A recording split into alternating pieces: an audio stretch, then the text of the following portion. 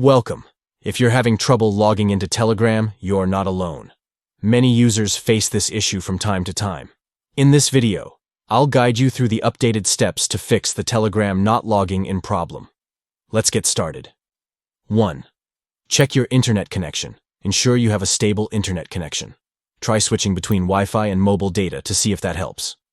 2. Restart your device. Sometimes, a simple restart can resolve login issues. 3.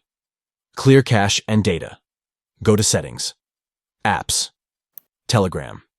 Storage and tap on Clear Cache and Clear Data. Update the app. Make sure you have the latest version of Telegram installed. Go to the Google Play Store, search for Telegram, and tap Update if available. Check phone number. Ensure that the phone number you entered is correct, including the country code. 6. Check Spam folder. Sometimes the verification code might end up in your spam folder. Check there to see if you missed it. 7. Request a new code.